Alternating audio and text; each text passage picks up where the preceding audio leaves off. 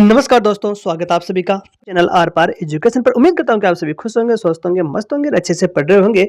साथियों, आज हम इस वीडियो लेक्चर्स में देखेंगे ट्रेंडिंग टॉपिक्स जो वर्तमान में काफ़ी ट्रेंड कर रहा है। साथियों, चर्चा का विषय बना हुआ है अरावली बचाओ।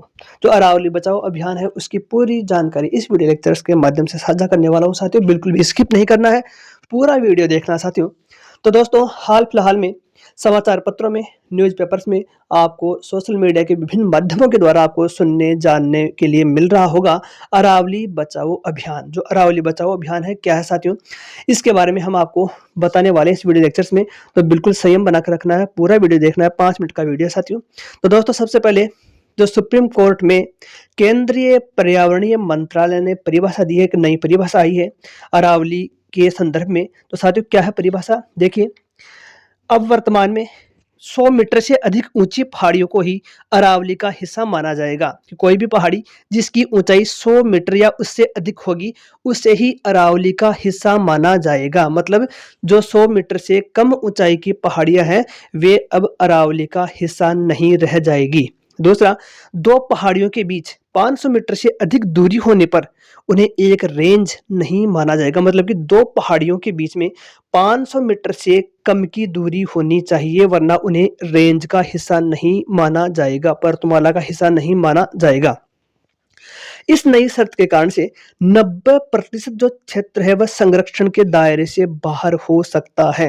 मतलब कि जो 90% क्षेत्र है वह अब संरक्षित नहीं रह पाएगा, क्योंकि वह क्षेत्र क्या है, अरावली के अंतर्गत नहीं आएगा। मतलब क्या है इसका, कि राजस्थान की लगभग है 90% जो पहाड़ियां हैं वह क्या है, 100 मीटर से कम ऊंचाई वाली है। मतलब कि 100 मीटर से अधिक ऊंचाई वाली बहुत कम पहाड़ियां हैं। तो साथियों, वह संरक्षण के दायरे से बाहर हो जाएंगी। और इसका संभावित खतरा क्या है, खनन गतिविधियों के बढ़ने का डर है। कि लगातार क्या है, अवैध खनन की गतिविधियां बढ़ जाएंगी ये नई शर्त लागू होते ही। संरक्षित क्षेत्र से बाहर हुई जो पहाड़ियां हैं उन पर खनन की अनुमति मिलने की आशंका हो जाएगी। मतलब क्या है, कि जो पहाड़ियां अरावली का वर्तमान में अंग नहीं है उन पर आसानी से अवैध खनन होना प्रारंभ हो जाएगा। सरकार किस पर ध्यान देगी, कि जो अरावली का हिस्सा है, और अरावली का हिस्सा क्या है, लगभग 10% पहाड़ियां हैं, वो वर्तमान में क्या है, अरावली का हिस्सा रह जाएगी इस नई परिभाषा के अनुसार। तो लगभग है अरावली पर्वतमाला आपकी नष्ट हो जाने वाली है आगामी भविष्य में। तो साथियों, अगला है इसमें कि थार मरुस्थल का विस्तार। इससे क्या होगा, थार के मरुस्थल का विस्तार होना प्रारंभ हो जाएगा, क्योंकि अरावली क्या है, एक बाधा है। अरावली क्या बाधा है, जो क्या है, थार के मरुस्थल के प्रसार को रोक रही है पूर्वी राजस्थान में फैलने से। कि जो पूर्वी राजस्थान में है ये अरावली का जो प्रसार हो रहा है, फैलाव हो रहा है, उसको रोकने के लिए क्या कर रहा है, एक प्राकृतिक दीवार का कार्य करता है, जिससे कि थार का मरुस्थल है आगे नहीं बढ़ पाता है। ये जब ये बाधा ही नहीं हट रहेगी, मतलब कि अरावली पर्वतमाला को नष्ट कर दिया जाएगा, तो आसानी से थार के मरुस्थल का प्रसार है पूरे राजस्थान में हो जाएगा। पूरा राजस्थान ही एक थार का मरुस्थल बन जाएगा। दूसरा है साथियों इसमें जैव विविधता और जल संकट। लगातार क्या है, जैव विविधता को खतरा इससे बढ़ने वाला है, जल संकट इससे पैदा होने वाला है। वन्य जो जीव जंतु है उनका आवास छिन जाने वाला है। जो पेड़ पौधे हैं उनका प्राकृतिक आवास नष्ट होने वाला है, क्योंकि अरावली पर्वतमाला की गोद में क्या है, घने जंगल हैं, वन्य जीव जंतु है। और लगभग हमारी 80% जो नदियां हैं उनका उद्गम क्षेत्र भी कहाँ पर है, अरावली पर्वतमाला है। तो दोस्तों, लगातार क्या है, जल संकट हमारे सामने पैदा होने वाला है। यदि ये परिभाषा है ये सुप्रीम कोर्ट के द्वारा है वो लागू कर दी जाती है, तो हमारे पर आगामी भविष्य में बहुत से खतरे होने वाले हैं, जिनकी हम बात करें साथियों। नेक्स्ट है कि इसकी जो कुल लंबाई की हम बात करें तो 692 किलोमीटर इसकी कुल लंबाई, जिसमें 550 जो किलोमीटर राजस्थान के अंतर्गत आती है। कह सकते हैं कि 80% जो हिस्सा है अरावली पर्वतमाला का वह राजस्थान राज्य के अंतर्गत आता है। शुरुआत इसकी होती है गुजरात के पालनपुर से, इसका अंत होता है दिल्ली में रायसना हिल्स तक। कह सकते हैं कि इसमें गुजरात है, राजस्थान है, हरियाणा और जो दिल्ली है इसके अंतर्गत ये पर्वतमाला फैली हुई है। लेकिन 80% जो हिस्सा है राजस्थान के अंतर्गत आता है। कह सकते हैं कि राजस्थान की जीवन रेखा है, बिल्कुल राजस्थान की जीवन रेखा है अरावली। अरावली से राजस्थान है, राजस्थान से अरावली है।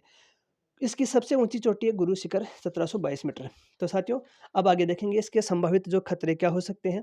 तो इससे क्या होगा साथियों कि खनन बढ़ेगा, खनन बढ़ने से क्या है कि जो पेड़-पौधे हैं, जानवरों का जो घर है, ये छिन जाएगा जो अरावली पर्वतमाला है। थार के रेगिस्तान को रोकने वाली ये जो प्राकृतिक दीवार है, ये कमज़ोर पड़ जाएगी। पानी के स्रोत सूख जाएँगे, जो पानी के स्रोत हैं, वे सूख जाएँगे साथियों। पानी के स्रोत सूख जाएँगे, तो यहाँ पर जल संकट को भी सामना करने पड़ेगा, मतलब कि हमें जल संकट का भी सामना करना पड़ेगा और अधिक जल जल का संकट है, गहराई जाने वाला है, बढ़ जाने वाला है। पानी के स्रोत सूख जाएँगे, दिल्ली एनसीआर में जो हवा की गुणवत्ता है और भी अधिक खराब हो जाने वाली है। वर्तमान में देख रहे होंगे कि जैसे ही ये हमारे सामने ये क्लाइमेट जो चेंज हो जाता है सर्दियों के अंदर है, वहाँ पर जो साँस लेना भी दूभर हो जाता है। तो दिल्ली एनसीआर, दिल्ली के आस-पास की जो हवा है उसकी गुणवत्ता और अधिक कमज़ोर हो जाएगी और अधिक खराब हो जाएगी और साँसों पर भी संकट पड़ जाने वाला है। तो दोस्तों दिल्ली से आने वाली जो हवा है उसको भी रोकता है ये, जो अरावली पर्वतमाला है उसको भी रोक कर रखती है और इधर आगे नहीं बढ़ने देती है। तो जब जंगल नष्ट हो जाएँगे, अरावली पर्वतमाला नष्ट हो जाएगी, तो हमें क्या शुद्ध जो हवा है वह भी नहीं मिल पाएगी।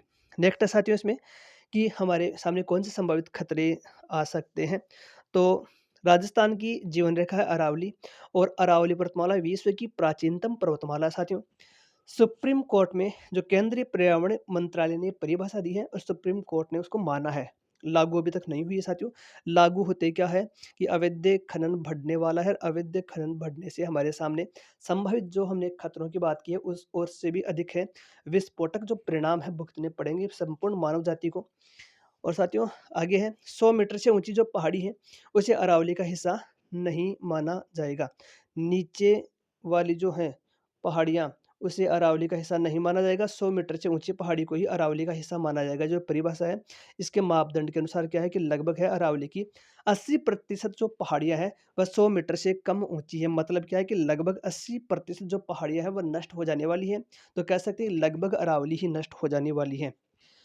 खनन, जो अवैध खनन है ये बढ़ जाएगा। साथियों अवैध खनन है उस उसका बढ़ने का बहुत अधिक है, चांसेज़ है बिल्कुल बढ़ेगा अवैध खनन और पूरा राजस्थान है वह मरुस्थल की चपेट में आ जाएगा। संपूर्ण राजस्थान है वह मरुस्थल की गोद में आ जाएगा, मरुस्थल की चपेट में आ जाएगा और संपूर्ण राजस्थान है वह मरुस्थल में तब्दील हो जाने वाला है। नेक्स्ट साथियों यहाँ पर है कि बंगाल की खाड़ी से जो मानसूनी हवाएँ हैं, आती हैं और ये प्राकृतिक दीवार का काम करती है। अरावली पर्वतमाला उनको रोक करके वर्षा करवाती है पूर्वी राजस्थान में। तो पूर्वी राजस्थान में भी क्या है पश्चिमी राजस्थान जैसे हालात हो जाएँगे, यहाँ पर भी सूखा पड़ना शुरू हो जाएगा, वर्षा नहीं होगी। वर्षा नहीं होने से जल स्रोत यहाँ के सूख जाएँगे। जल स्रोत नहीं सूखने से क्या है यहाँ पर भी जल संकट गहरा जाने वाला है। राजस्थान की 80% नदियाँ हैं अरावली से ही निकलती है, उनका उद्गम स्रोत है अरावली है।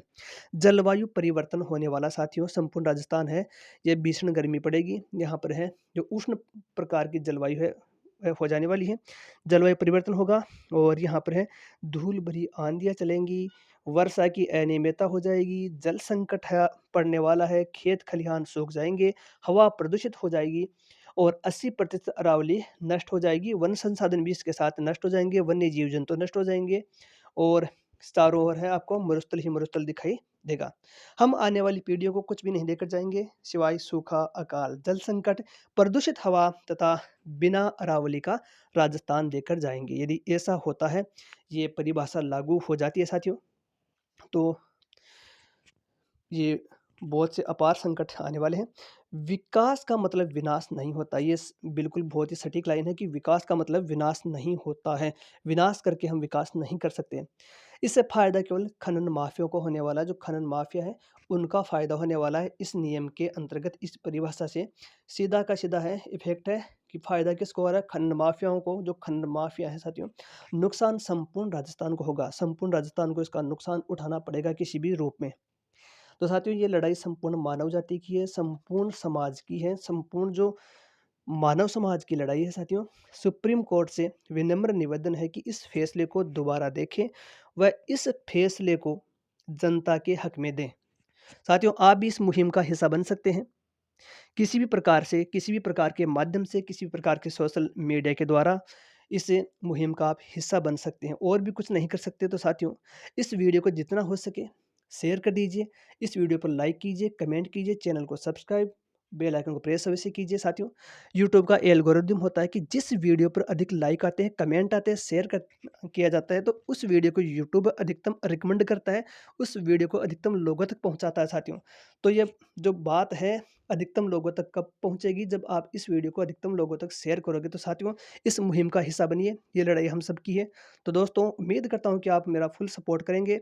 तो आज के लिए इस वीडियो में इतना ही, मिलते हैं किसी नए टॉपिक, नए वीडियो के साथ। तब तक के लिए स्वस्थ रहिए, मस्त रहिए, अच्छे से पढ़ते रहिए। धन्यवाद साथियों।